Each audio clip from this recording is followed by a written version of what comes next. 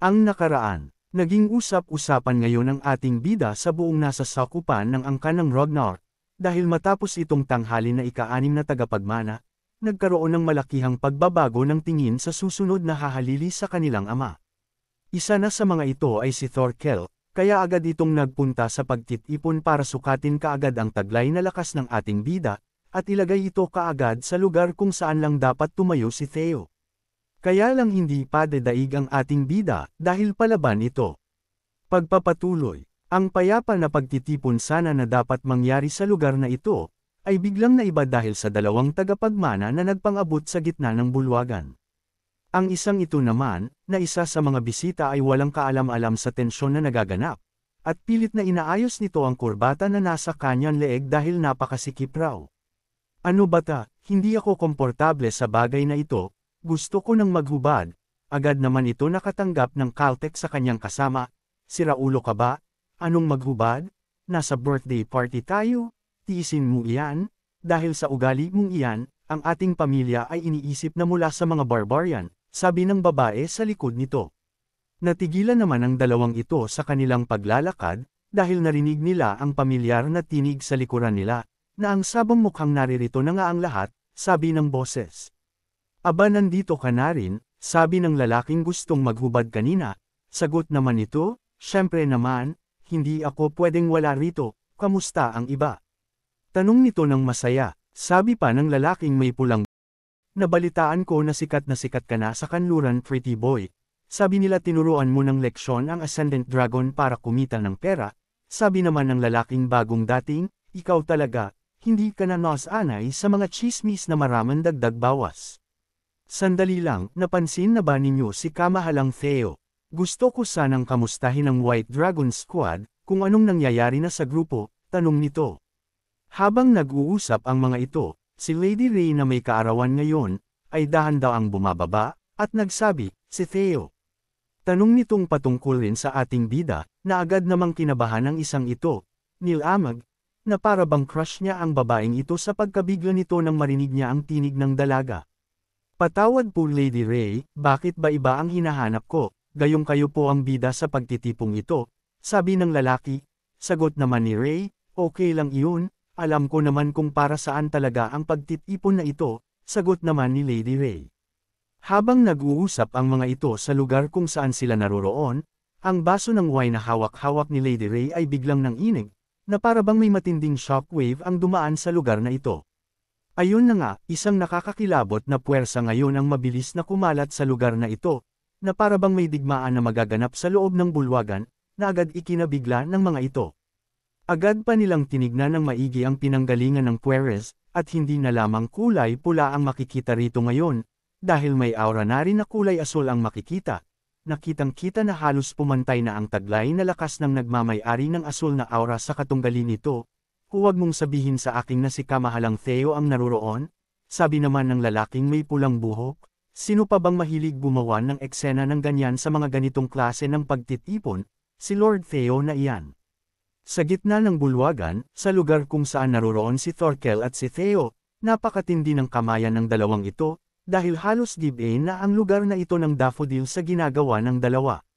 Walang nagpapatalo, ayaw magpatinag ng isa't isa, talagang binabati nila ang isa't isa sa paraan ng Ragnar, pinapakita kung sino ang malakas, tanging aura lamang nila ang nangungusap ngayon, at walang tinig na maririnig. Dahil doon, nangiti itong si Thorkel sa kanyang nakita, iyon ay dahil talagang alam na niya ang dahilan kung bakit naging ika-6 na tagapagmana si Theo, dahil hindi normal ang lakas na taglay ng ating bida. Ang mana ng dalawa ay parehas nang naghalo sa isa't isa, parehas na nagsasapawan at gustong lamunin ng buo ang katunggaling mana ng kalaban, na ang mga tao sa paligid ay hindi rin natinag sa pagiging marites ng mga ito, hindi man lang lumayo. Matapos ng makapanindig balahibong tagpong iyon, agad na bumitaw itong si Thorkel, at itinaas ang kanyang kamay, at nagsabing, tama na, wala akong laban sa iyo, suko na ako, sabi nito nang nakangiti, pero hindi kita sa mukha niya na talagang natalo siya ng ating bida sa tagisan ng lakas ng kapangyarihang taglay nila. Nagulat naman si Theo sa nangyari, kaya nasabi nito, anong sinasabi mo? Hindi ako nanalo? bumitaw ka lang at hinayaan mo akong manalo kapatid ko, sabi ni Theo, na nagtataka sa palabas na ginagawa ni Thorkel. Sabi naman ni Thorkel, hindi ko itatanggi ang bagay na iyan, sabi nito kay Theo, na talagang may ibang plano ito kaya ganito ang ginagawa niya ngayon, lalo pat maraming tao sa paligid, sabay sinyas nito sa nagdadala ng wine. Nagmakalapit ang may hawak ng wine, agad ito kumuha ng isa, at nagsabi, hindi maganda ang masyadong mahinhin na pagkilos, nakakainsulto ito sa iyong katunggali, payo nito kay Theo, pero ang mga sasabihin ko ngayon ay totoong lahat. Pagpapatuloy pa nitong si Thorkel, kung babalik ako sa edad na katulad mo ngayon at lalabanan kita, tiyak na matatalo ako sa iyo ng walang duda.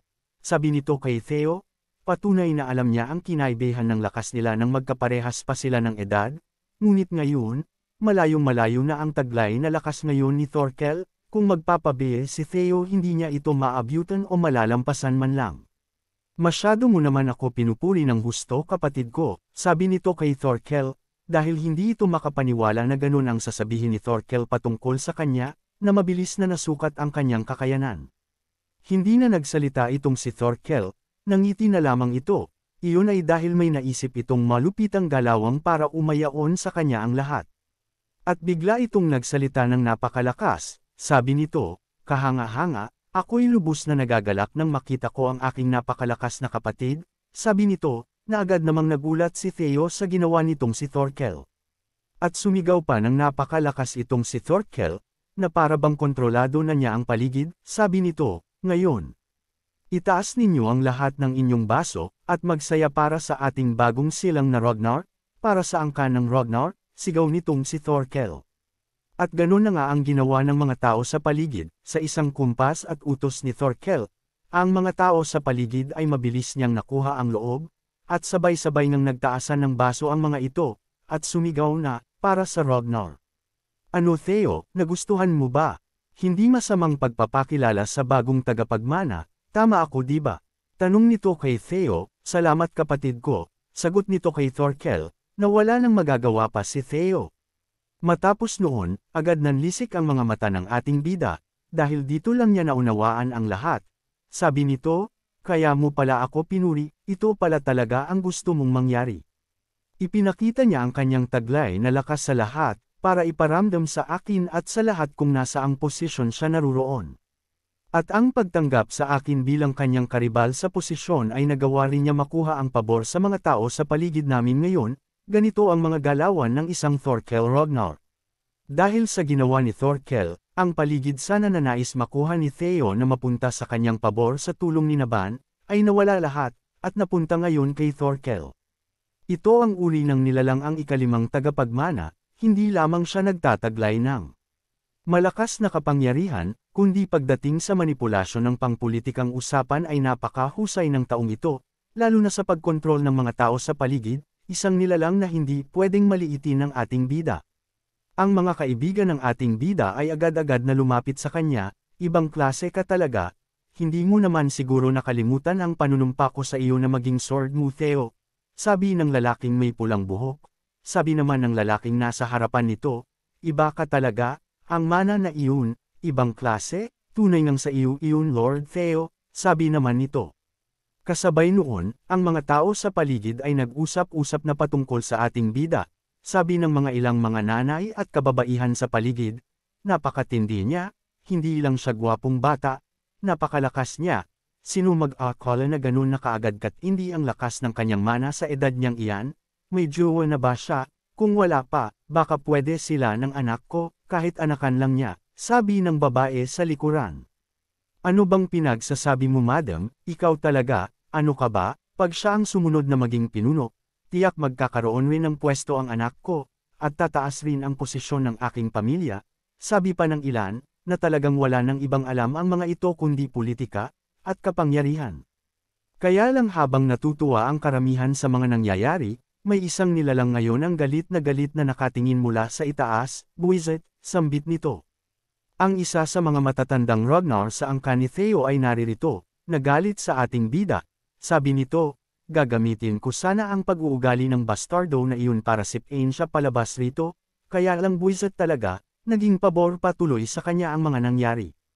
Nainis rin ito kay Thorkel, dahil sa ginawa ni Thorkel, nasira tuloy ang plano ng matandang lalaki, kaya gusto rin niyang tirisin ang isang ito na nagkatanggal letse-letse na ang lahat. Matindi ang inis nito kay Theo, iyon ay dahil hindi purong dugo si Theo, siya ay anak sa palabas, isang bastardo, na sa mga angkan na tulad ng Ragnar, ay isang basura ang tingin sa mga kauri ni Theo, kaya galit na galit ang matandang Ragnar na ito. Walang hiya ka, isa ka lang bastardo, at lakas ng loob mong magpalakad-lakad sa lugar ng nasa sakupan ng Ragnar, at sinisira mo pa ang kaayusan ng ibang pamilya rito, galit na sabi nito habang nakatingin kay Theo, dahil kasi kay Theo, ang Troivan, at Bakhas, ay nawasak dahil sa ating bida. Bigla namang nabaling ang tingin nitong matandang lalaki na ito sa isang lugar. Ang kanyang mga mata ay naningkit na para bang may nakita itong isang target na doon na lamang niya ibabilang ang kanyang galit. Ayun na nga, may dalawang kababaihan ang nasa ibaba ng kanyang paningin, ang isa sa mga ito ay nakakasuka sa kanyang sikmura, tulad ng inis na nararamdaman niya kay Theo. Ang tinutukoy ng matandang lalaki ay walang iba kundi ang dalagang ito, si Evelyn, ang isa sa mga sword ni Theo. Masayang nakikipag-usap itong babaeng ito, na hindi niya alam ay may gustong sumire ng kanyang araw. Sabi ng matandang ito, walang hiya talaga, ang lakas ng loob niya na pumunta sa isang lugar na tulad nito. Sabi ng matandang Abnoy na ito, na mukhang kilala niya si Evelyn at mukhang may koneksyon silang dalawa. Sa lugar na ito kung saan naruroon si Evelyn at ang babaeng kausap nito, masaya silang nagbabatian, at nagtatawanan sa mga bagay na pinag-uusapan nila. Wow! Team Leader Evelyn, napakaganda po ninyo ngayon, bagay na bagay po sa inyo ngayon, sabi ng kausap nito, talaga ba? Tanong naman ni Evelyn, syempre naman po, kailan pa po ba ako nagsinungaling sa inyo? Napakaganda po ninyo ngayon. Ang cute rin po ninyo ngayon, Team Leader, sabi nito kay Evelyn na talagang masayang masaya ito para kay Evelyn. Nang sabihin ng kasama nito na siya ay cute, agad nahiya si Evelyn, na mula ang pisngi, kahit na. Amizo ng babae ito, talagang hindi maaalis sa kanyang puso ang pagiging pusong dilag. Kaya sabi nito, cute ako, hindi pwede, magpapalit ako ng damit, bitawan mo ako, magpapalit na ako sa uniform kong pangdigma.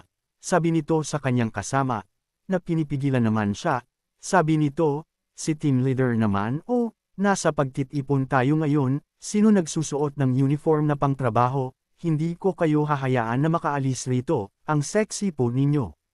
Kaya lang ang masayang tawanan, kulitan ay napalitan ng isang bangungot, dahil may isang wine ang samaboy sa pagmumukha ni Evelyn, na agad niyang ikinagulat, dahilan para ang tawanan, saya, ngiti ay naglahong parang bula. At isang boses ang narinig niya, pamilyar na boses, na ang sabi, ang bastardong iyon, sa tuwing nakikita ko siya ay bumabaliktad ang aking sikmura, sabi ng boses kay Evelyn, na ang mukha ngayon ng babaeng ito ay parang minaltrato, makikita ang matinding bangungot niya nang marinig ang boses. At ayun na nga, nagmamadaling umalis si Evelyn nang makita ang matandang lalaki na pababa ng hagdan ngayon, nanginginig si Evelyn, takot na takot, tanda na ang matandang lalaki ay kilalang kilala niya. Sabi ng matandang Abnoy na ito, sabi niya, hoy, bakit ka nagmamadaline umalis rito ngayon, ang lakas ng loob mo na magpakita, tapos tatakbo ka ng ganyan ngayon, sabi nito na galit kay Evelyn na wala namang ginawang masama. Ang babaeng kausap naman ni Evelyn ay napakagatlabi sa inis nito sa matnadang lalaki, dahil napahiya si Evelyn na pamilya na niya ang turing niya rito. Agad na sumigaw ang babaeng may salamin, sabi nito, kahit na isa ka sa Nine Dragon, ang ganitong pagtrato ay isang kalapastanganan, galit na galit nitong sabi sa matandang hakluban. Sabi naman ni Evelyn, Arin, okay lang ako, huwag mo na siyang pansinin. Sabi ni Evelyn na para bang sanay na siya sa ganitong trato sa kanya, kaya lang naaawa itong si Arin, sabi nito, pero team leader, hindi po pwede ito. Sabi naman ni Evelyn, okay lang talaga ako, okay lang ako, pakiusap para sa aking kalagayan. Kung concern ka talaga, pakiusap, wag kang gumawa ng eksena rito. Sabi nito kay Arin, na makikitang galit ngayon, pero sa loob-loob nito, ay may kinakatakutang mangyari. Dagdag pa nitong si Evelyn, pakiusap Arin, ako'y nagmamakaawa sa iyo. Huwag kang gumawa ng kahit na ano, sabi nito sa babaeng kasama niya, tanda na talagang takot na takot ito sa matandang isa sa mga leader ng Ragnar. Agad namang nagulat itong si Arin sa kanyang nakita, iyon ay dahil ngayon lang niya nakita ang kanyang team leader na ganito kritikot na takot, na para bang nakita nito ang kinakatakutan niya sa kanyang buong buhay, kaya nagtataka ngayon ito sa kung anong nangyari kay Evelyn sa matandang halimaw na nasa harapan nila ngayon. At dahil sa pangungulit ni Arin, ang matandang baliw na hakluban ay nakalapit na kay Evelyn, na nagbabaadya ng matinding panganib. Nagsalita ang matandang may ugali ng isang halimaw, sabi nito, "Di ba sinabi ko na sa iyo na huwag kang magpapakita sa harapan ko?" Sabi nito kay Evelyn na talagang kilalang kilala niya ang dalaga, at lubos niya itong kinasusuklaman, dahilan para hindi magawang tumitig ni Evelyn sa matandang lalaki. At may napansin pa itong kakaiba kay Evelyn, na lalong kinainis niya, sabi nito, "At ano ang bagay na ito?" Pagtataka niya. Ang tinutukoy pala nito ay ang braso ng dalaga, kaya agad itong hinayla ng matandang baliw na lalaki, dahilan para agad na maputol ang prosthetic na braso ni Evelyn na lubos niyang ikinabigla. Prime Dragon, sigaw nitong si Arin, dahil sukdulan na ang kalapastanganan na ginawa ng matandang Nine Dragon kay Evelyn, ito'y pang-aabuso na sa kanyang kapangyarihan. Ayun nga, wasak na wasak ngayon ang braso ni Evelyn na gawa sa bakal ito. Iyon ay dahil talagang putol na ang braso ni Evelyn, at nakuha niya ito mula sa kinasusuklaman niyang tao. Matapos putulin ang braso, agad itong inihagis palayo ng matandang hakluban, na para bang isang basurang kagamitan lang ang pagtrito nito, tanda na talagang basura rin ang tingin niya kay Evelyn. Kitang-kita muli ni Evelyn ang kalagayan ng kanyang braso, parehas na pangyayari noon, sabi ng matandang lalaki, "Sa tingin mo ang paglalagay ng isang laruan braso na iyan, ay maibabalik sa umpisa ang lahat?" Tanong ng matandang lalaki. Muli pang nagsalita ang baliw na ito, "Kung isa kang basura, mamuhay ka tulad ng isang basura, magkalat-kalat ka sa lupa." Sabi nito na talagang grabe ang pagtrito nito sa dalaga, na hindi malaman kung anong punot dulo ng angas na ito. Muling nagsalita ang matandang lalaki, sabi nito, "Sa susunod na magpapakita ka sa akin, pagpipira, pirisuhin na kita." Sabi nito, na talagang mas lalong nasaktan ang puso nitong si Evelyn sa nangyari at narinig niya ngayon. Dahil doon, agad na tumakbong palayo ang dalaga, team leader, tawag ni Arin sa kanyang pinuno, na wala nang narinig pa si Evelyn, kundi nagmamadali na lamang tumakbong palayo sa matandang lalaki na siyang sum-iron ng kanyang buhay. Team leader, tanging salitang lumabas sa bibig ni Arin, na naaawa, at naguguluhan, na hindi maintindihan kung bakit ganun ang nangyari. At sinapit ng kanyang ginagalang at minahal na kaibigan. Ang matandang lalaki naman sa likuran ay tumatawa ng malakas, tunay na halimaw, walang puso, sabi nito, "Sa wakas, nawala na ang amoy ng basura, makakahinga na ako ng lawag," sabi nito. Sabi ni Arin, "Kumanda ka, sinisigurado kong ire-report ko ito sa Office of the Law," sabi ng kasamahan ni Evelyn, na isusuplong niya ang matandang ito sa kinauukulan. "Anong sabi mo? Office of the Law ba ang sabi mo? Sige lang, sabihin mo." Sambit nito na walang takot. Iyon ay dahil miyembro siya ng mga hurado ng Office of the Law, kaya walang takot ito na samantalahin ang kanyang kapangyarihan, dahil ang mga maliliit na isda sa kanila ay madali lang manipulahin para umayon sa kanila ang lahat ng karahasan, kasakiman, ay madali lang mapaikot ng mga ito, at palabisan na walang silang ginawang mali, kagaya na lamang ng mga buwaya rito sa Pilipinas. Agad na umalis ang matandang lalaki, sabi nito, "Mararanasan mong muli ang ibig sabihin ng pamamaraan ng mga Ragnar." Sambit nito, habang papasok ito sa loob, na si Arin naman ngayon ay duguan ang kanyang labi, mukhang nakatikim pa ito mula sa matandang lalaki. Sa labas naman, si Evelyn ay nagmamadaling tumakbo palayo, walang lingon-lingon, walang ibang laman ang isip kundi ang lumayo sa lugar na ito, kung saan sa hindi siya makikita ng matandang lalaking iyon. Hindi siya nagpapaawat, kailangan niya makalayo agad, upang hindi na niya maranasan ang sakit na paulit-ulit niyang gustong kalimutan na. Habang tumatakbo ito, sabi niya sa sarili, "Tama nga ang nasa isip ko, ang lugar na katulad nito ay lugar na dapat hindi ko pinupuntahan," sabi nito sa sarili, nasising-sisi siya kung bakit pa siya nagpunta. Sa nakaraan, mga panahon na maliit pa si Evelyn, ito ang karanasan niya na gustong-gusto na niyang kalimutan at talikuran.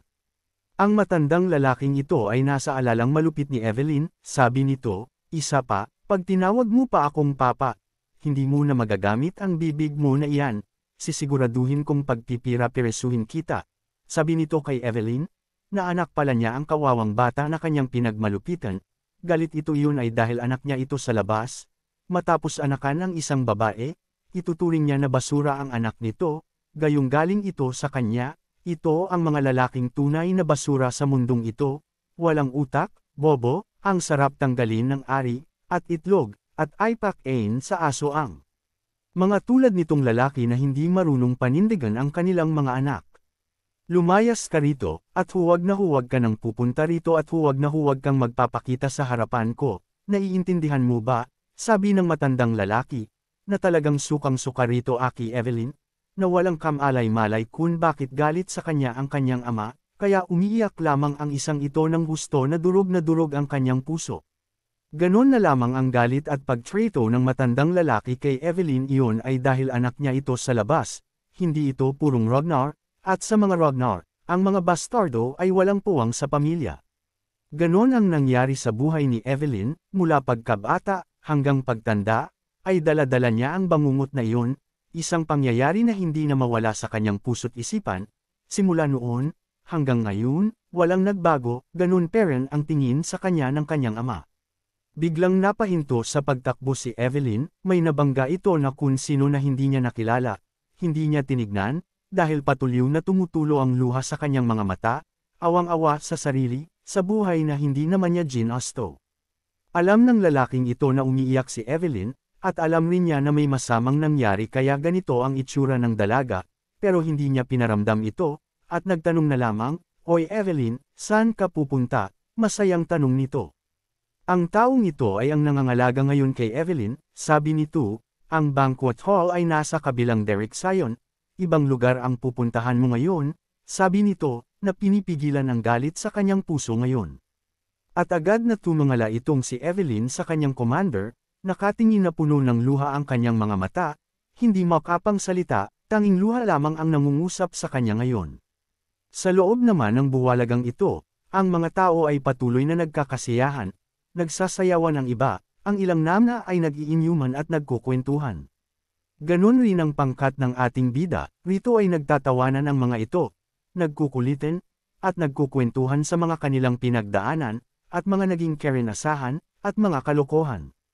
At ang masayang katahimikan, sa bulwagan ay biglang nabasag ng isang maingay na sigaw, na parehas ang ating bida at ang grupo nito ay nagulat sa napakalakas na sigaw, na may isang kaganapan pang naganap na magpapasaya ng gabing ito. Ayun na nga, ang nagwawala ngayon ay ang matandang hayop na ito, "Walang hiya ka, alam mo ba ang ginagawa mo ngayon, Captain ng White Dragon Squad?" Sigaw nito sa lalaking humihila sa kanya ngayon, dahil namimilipit siya sa sakit ngayon. Ayun na nga, naririto ngayon ang captain ng ating bida, commander ni Evelyn, na tumayong tatay-tatayan ni Evelyn, si Julius Ragnar.